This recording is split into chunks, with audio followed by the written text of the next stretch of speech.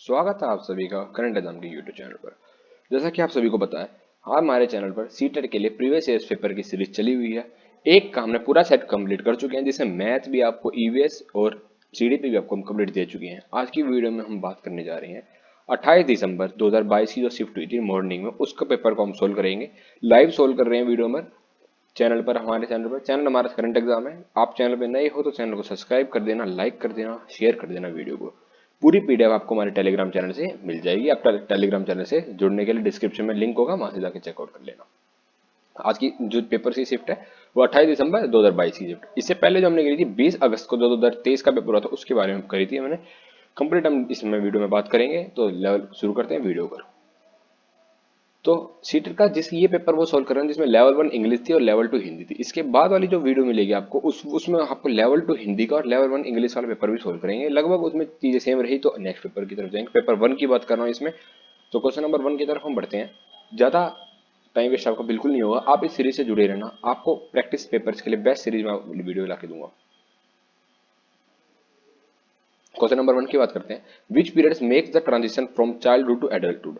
Transition period की बात कर रहे हैं, जो चाइल्डहुड से एडल्टहुड की तरफ जाता है, वो होता है आपका एडोलसेंस पीरियड। सभी को पता है एडोलसेंस ही आपका चाइल्डहुड ट्रांजिशन है। आपका ब्रिज पीरियड आए या गैप पीरियड की बात पूछी जाए, तो वो सब कौन सा होता है आपका एडोलसेंस। क्वेश्चन हिंदी और इंग्लिश दोनों में बायलिंगुअल क्वेश्चन है। आंसर्स मैं इंग्लिश में मार्क कर रहा हूँ, आप पीडीएफ में देखकर आराम से चेकआउट कर लेना, जो आपको वीडियो मिलेगी। Which of the following would require use of gross motor skills? Gross motor skills में painting on a paper using brush. क्या इसमें ग्रोस मोटर स्किल्स? ये ग्रोस मोटर स्किल्स जो थी जिसमें बड़ी मसल्स का यूज होता है। फाइन मोटर स्किल्स होती है जिसमें स्मॉल मसल्स का यूज होता है, जैसे हाथ का, उंगलियों का। ग्रोस मोटर्स में पूरे हाथ पैर सबका यूज होता है। ब्रूश करने में सिर्फ उंगली और हाथ का मसल होता है, यानी ये नहीं होगा। कटिंग एंड पेस्टिंग पेपर्स होगा, ये बिल्कुल नहीं। थ्रेडिंग द नीडल नहीं। वॉकिंग एंड रनिंग, इसमें बड़ी मसल्स का यूज होता है, यानी कि option number 4। The first primary agent of socialization. First primary agent की वीडियो मैंने लास्ट टाइम में बताया था। जो फर्स्ट प्राइमरी एजेंट होता है वो हमारे पास होता है फैमिली, और सेकेंडरी एजेंट होता है school. The believe that physical object such as dolls, cars etcetera have life like qualities. मतलब कि बच्चा जो है वो सोचता है कि जो डॉल्स है या फिर उसकी जो कार है वो भी एक इंसान है, उसमें भी जीवित है। तो कौन सी थिंकिंग होती है जिसमें वो बच्चा सोचता है? एनिमिस्टिक थिंकिंग होती है, हेराइकल थिंकिंग, सेंट्रेशन, कैरेक्टराइजेशन। ये एनिमिस्टिक थिंकिंग होती है कि जो एनिमेटेड चीजें हैं, जैसे आपका बोतल हो गई, आपके लिए खिलौना होगा, कोई भी चीज होगी, उसको भी बच्चा सोचेगा कि उसमें जान है, कि मैं इसको मार रहा हूँ तो इसको भी दर्द हो रहा है, या फिर ये मुझ पे गिर गया तो ये भी मुझे भी दर्द हो रहा है। ये सब ऐसी चीजें समझेगा वो। Assertion है 4-year-old Ria can't cannot take into consideration the height and width of a two beaker at the same time while pouring the same amount of water into tall and wide beakers। जो 4 old बिया है, 4 साल की जो रिया है, वो height और width में ज्यादा फर्क नहीं पता चलती है, कि भाई जब उसमें पानी डालती है तो उसे पता नहीं चलता कि कौन सा ज्यादा बड़ा है कौन सा ज्यादा पतला है। तो रीजन है इसका, Riya is not pre operational stage of cognitive development as per Jean पियाजे। जी रिया जो है प्री ऑपरेशनल स्टेज में नहीं है जीन पियाजे के मुताबिक। तो ऑप्शन नंबर 5 का जो आंसर होगा वो ऑप्शन नंबर ए होगा। दोनों ठीक है, पर करेक्ट एक्सप्लेनेशन भी दे रखी है। 6 क्वेश्चन की बात करते हैं। Giving cue and offering support to children as and when required is an example of. सब आप सभी ने पता होगा कि सहायता करना क्यू होता है ना, कि क्लू देना, कि भाई क्वेश्चन सोल्व कर रहे हो तो आपने थोड़ी सी उसकी मदद कर दी, हिंट दे दी, या फिर सपोर्ट कर दिया जब बच्चे को रिक्वायर्ड होता है, तो वो सपोर्ट जो कहलाता है वो स्कैप फोल्डिंग कहलाता है। आपने पढ़ा होगा एम क्यू, स्कैप फोल्डिंग, ये सब उसमें स्कैप फोल्डिंग के अंडर आता है, कि हम बच्चे को मदद कर देते हैं जब उसको जरूरत होती है, ताकि वो अपने लेवल को क्रॉस कर सके। मोर नॉलेजेबल अदर इसको देता है। The application of Vygotsky theory of children education process. The application of Vygotsky theory of children education process, क्या एप्लीकेशन क्या है इसकी? वो आप सभी के collaborative learning. In Kohlberg test of a moral development of individuals strikes the maintained expectation of other rather than the focus on consequences of one actions। consequences of one actions की बात हो रही है यहाँ पे, तो यहाँ पे आ रही है कन्वेंशनल लेवल।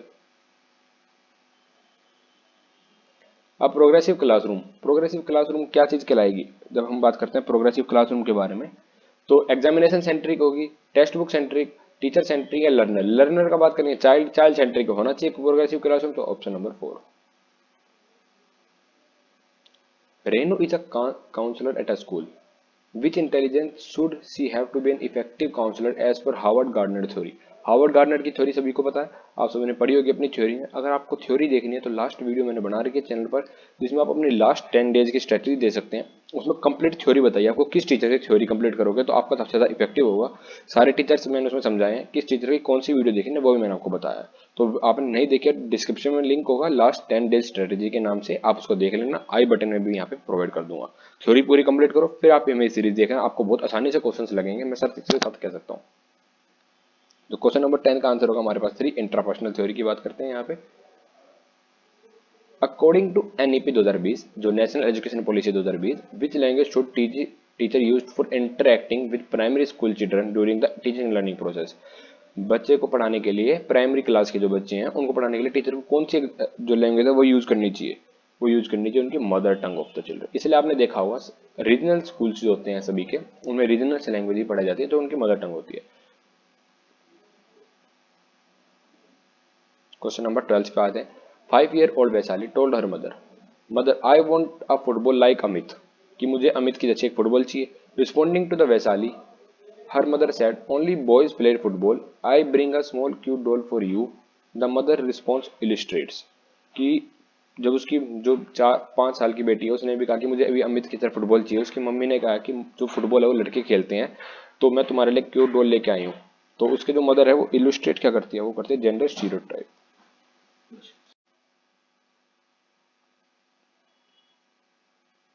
क्वेश्चन नंबर 13 पे हम आ गए हैं। Levelling of children and placing them in categories.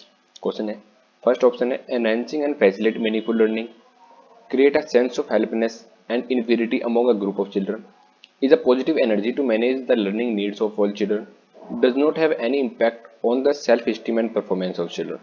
जो लेवलिंग करना चिल्ड्रन का और प्लेसिंग देम इन कैटेगरीज करना, यानी कि बच्चों को उसकी कैटेगरी में डालना कि भाई ये स्लो लर्नर है, ये गिफ्टी चिल्ड्रन, उससे क्या होगा कि हेल्पनेस क्रिएट हो जाएगी और इन्फीरियरिटी आ जाएगी ग्रुप में। हेट्रोजीनियस ग्रुप हमको बनाने चाहिए होमोजीनियस की बजाय। Continuous and comprehensive evaluation means, CCE की हम बात कर रहे हैं, सीसीई जो होता है उसकी फुल फॉर्म में होती है continuous and comprehensive evaluation. Comparing the student with each other, उसका मतलब होता है बिल्कुल नहीं। Assisting assessment covering all subject of school activities related to child overall development. Evaluation of child performance on the basis of scholastic activities only, नहीं। Average evaluation of a children at the end of year to determine promotion to the next class. क्या CCE का मतलब सिर्फ ये भी होता है कि बच्चों को इवेल्युएट करना था कि वो नेक्स्ट क्लास में जा सके, या नहीं? नहीं, आंसर नंबर 4, असेसमेंट करना चाइल्ड का ओवरऑल डेवलपमेंट पे। Effective teacher upon often use probing questions during the course of teaching learning process in a classroom. This would able to understand this will able to und, this would enable the teacher to undertake। Option number 15 का जो answer होगा वो हमारे पास formative assessment.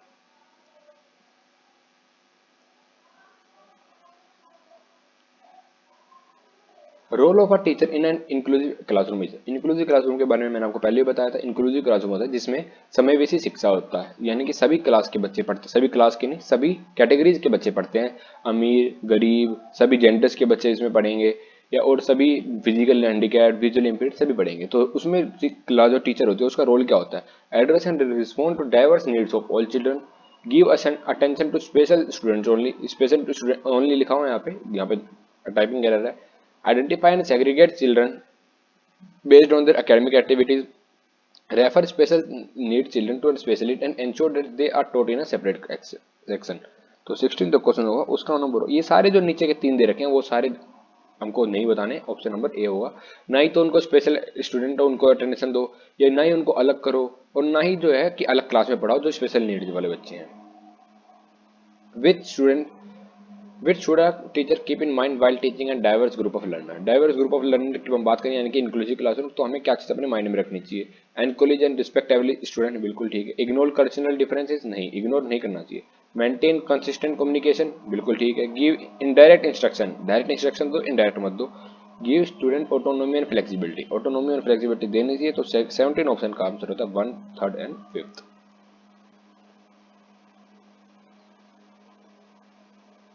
To cater the specific need of child with visual disability the teacher should, जो specific need वाले बच्चे हैं उनको क्या करना चाहिए टीचर को, focus on variety of visual presentation, उनके पास ज़्यादातर विजुअल प्रेजेंटेशन पर फोकस करना चाहिए। Use a variety of tactic manipulative and material, जो टेक्टाइल मैनिपुलेटिव और मटेरियल है उसका यूज करना चाहिए। Show a lot of silent film दिखानी चाहिए, क्योंकि उनको विजुअल नहीं है तो उनको सिर्फ सुन के मतलब देख देख के पसंद आनी चाहिए। Give a lot of structured worksheet and pictures, उनको बहुत सारा स्ट्रक्चर जो वर्कशीट है वो देनी चाहिए। 18 जो क्वेश्चन का आंसर हो जाएगा, हमें मैनिपुलेटिव देना चाहिए उनको, option number second. Difficulties in social interaction and verbal communication is a type of characteristic, जो सोशल इंटरेक्शन नहीं करता, वर्बल कम्युनिकेशन नहीं होता, तो वो किसका एग्जांपल होता है, ऑटिज्म का एग्जांपल होता है। डिसलेक्सिया यानी पढ़ने में डिसऑर्डर, डिसकैलकुलम मैथ में disorder, attention deficit hyper activity disorder ADHD, जिसमें बच्चा ज्यादा एक चीज पे ज्यादा फोकस नहीं कर सकता, अटेंशन नहीं कर सकता। The teacher gives clay of a different colors to the children and asks them to make whatever comes to their mind from the clay. Through this, she want to promote. Teacher ने जो बच्चों का पहले clay दे दिया, फिर उसके मुताबिक वो बच्चों को कहती है कि जो भी उनके मन में आ रहा है बनाओ, तो वो एक क्रिएटिविटी जाना चाहिए बच्चों के मन में। रोट मेमोराइजेशन इसमें नहीं होगा, नॉन कोऑपरेशन कैसे हो सकता है, इनडिसिप्लिन तो बच्चे खुद डिसिप्लिन में आ जाएंगे, जब उनको क्ले मिलेगी तो अपने आप कुछ ना कुछ सोच के बनाएंगे, और क्रिएटिविटी देखना चाहिए बच्चों की। The early primary year of a childhood should focus on development of, जो अर्ली प्राइमरी ईयर्स होते हैं बच्चों के, उसमें क्या चीज़ पे सबसे ज़्यादा फोकस करना चाहिए, फिजिकल स्किल्स पर, सोशल स्किल्स पर, कोग्निटिव कैपेबिलिटीज पर, इमोशनल स्किल्स पर, या एब्स्ट्रैक्ट रीजनिंग पर फोकस करना चाहिए। फिजिकल स्किल्स पर फोकस करना चाहिए, बिल्कुल सही बात है। सोशल स्किल्स बच्चा आगे जाके सीखेगा जब लेट चाइल्डहुड में आएगा। कोग्निटिव स्किल्स पर फोकस करना चाहिए, इमोशनल और एब्स्ट्रैक्ट थिंकिंग बाद में आएगी। ऑप्शन 1 एंड 3 किसमें है, ऑप्शन नंबर सेकंड में।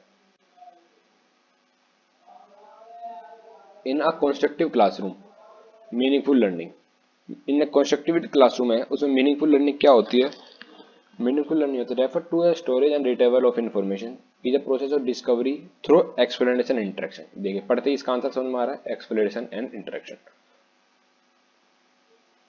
A teacher begins to work together by giving cues and prompts with a student who is unable to understand and concept. The process is known as Q देना, prompt देना। Prompt होता है, आप तो AI का जमाना आप सभी ने देख लिया होगा, प्रॉम्प्ट होता है किसी को कुछ बताना ताकि वो उस चीज में सर्च करे अच्छे से। तो 23 का जो आंसर होगा आप सभी ये पता है क्या, फोल्डिंग क्वेश्चन पहले भी अभी ऊपर पूछा गया था। असर्शन है a teacher try to include example from immediate environment of children to make the classroom interactive। Teacher करती है इमीडिएट इन्वायरमेंट ताकि जो क्लासरूम में इंटरेक्टिव बने।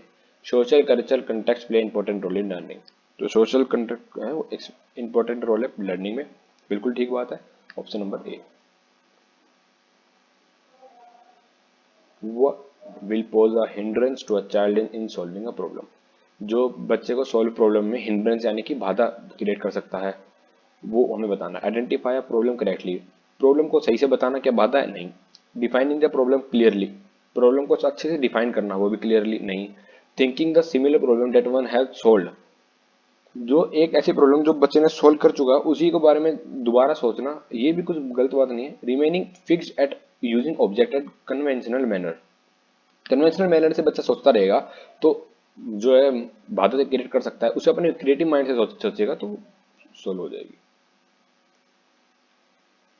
Mistakes and error made by student are indicative of their failure of a teacher and the student, जो mistake और error student बनाता है वो संकेत है टीचर और स्टूडेंट के फेलियर का। रीजन है children do not able to think on their own and need the constant instructed by ensuring learning. अच्छा, बोथ ए एंड ट्रू दोनों ही गलत है। अगर बच्चा गलती करता है तो इसका जरूरी नहीं है कि इसका मतलब कि टीचर का ही गलती हो या फिर स्टूडेंट की गलती हो। गलती जो है एरर जो है वो लर्निंग का पार्ट है एक। और चिल्ड्रन जो है एबिलिटी अपने आप, ऐसा भी नहीं कि उनके पास खुद की एबिलिटी नहीं होती थिंक करने की, खुद की एबिलिटी भी होती है। Which of the following is not an emotion, emotions कौन सा नहीं है। अब ये तो आपको पता होगा, मेमोरी, एंगर, लव, फियर, इसमें मेमोरी आपकी इमोशंस नहीं है। ये फाल करके सभी ने पढ़ा होगा, FAL, फियर, लव, एंगर, उल्टा यहाँ पे लिख रखा है FAL, ये सब आपके इमोशंस होते हैं। What strategies can a teacher use to increase intrinsic motivation in their primary grade student. Intrinsic motivation होता है तो अपने खुद के मन से आए, और एक्सटेंसिव होता है जो मार्क्स ग्रेड मुझे शाबाशी मिलेगी पढ़ने में वो आए। इंटरेस्टिव खुद के अंदर। तो क्या स्ट्रेटेजी अपनाए कि बच्चा जो खुद के अंदर से मोटिवेट हुए, तो उसके लिए हमको पढ़ना चाहिए praise each and every method of a student made by effort made by every student. ये एक्सटेंसिव हो जाएगा। पनिशेबल अनडिजायर, यानी भाई अगर कम नंबर आने में हम बच्चे को पीटेंगे तो वो पनिशेबल हो जाएगा, ये भी एक्सटेंसिव हो गया। Promote competition among students, competition होएगा तो बच्चे एक बाहर से ही तो हुआ कि भाई कंपटीशन है। Encourage children to experiencing joy of learning, learning को एक मजे के रूप में, एक आनंद के रूप में सीखेगा तो एनकरेज होएगा, वो इंटेंसिव हो गया। Overall physical and mental wellbeing of a children of a child dash learning. और ओवरऑल फिजिकल और मेंटल है वो इफेक्ट करती है, हिंडर करती है, रिलेटेड होती है या फैसिलिटीज होती है, ये सबको पता है। Is not related to learning, sorry ये तो लर्निंग के लिए होती है, फैसिलिटेट लर्निंग आता है। Ruhi believe that she did not study properly which is why she did not get good marks in her science test. Though she can do science quite well, she is attributing her performance to। Ruhi believe करती है कि वो ज़्यादा अच्छे से नहीं पढ़ी थी इसलिए उसके साइंस में मार्क्स कम आए हैं, पर वो साइंस को अच्छे से समझ सकती है यानी कि अच्छे से करती है। तो वो कौन सा एट्रीब्यूटिंग परफॉर्मेंस है इसका? एनवायरमेंट फैक्टर है, लैक ऑफ एलिबिलिटी है, लैक ऑफ एफर्ट है, और या टफ लक है। तो जो ये होगा ये एफर्ट का कम होगा क्योंकि उसने खुद नहीं पढ़ा, इसलिए उसको पता है कि एफर्ट कम डाले गए हैं। ये आपकी यहाँ पे सीडीपी कंप्लीट हो चुकी है, मात्र 15 से 20 मिनट के अंदर अंदर में शायद आपको सीडीपी कंप्लीट करा दिया है। ये मेन काम आपका इसमें रिवीजन करने का नहीं है, ये आपको सिर्फ प्रैक्टिस करने का है। रिवीजन और थ्योरी के लिए मैंने आपको वीडियो बना रखी है, वहाँ पे जरूर देखना। एक बार वीडियो आपने पूरी देख ली वो, तो ये क्वेश्चन आपको डायरेक्ट मिल जाएंगे। इसमें मैं समझा नहीं रहा हूँ ताकि ये है आपको जल्दी से जल्द रिवीजन कराने का। आपका पेपर बिल्कुल पास है क्योंकि इसमें से बहुत सारे क्वेश्चन आपके इसमें से फंसने वाले हैं अगर आप इसको करके दोगे। बस क्वेश्चन पढ़ोगे और आंसर भी देख लोगे ना, तो क्योंकि बहुत सारे क्वेश्चन इसमें फंस जाएंगे। तो सीडीपी का एक कंप्लीट हो चुका है। अब हम नेक्स्ट वीडियो में हम करने वाले हैं आपके मैथ्स के बारे में। तो मिलते हैं नई वीडियो में, तब तक के लिए धन्यवाद। जय हिंद, वंदे मातरम।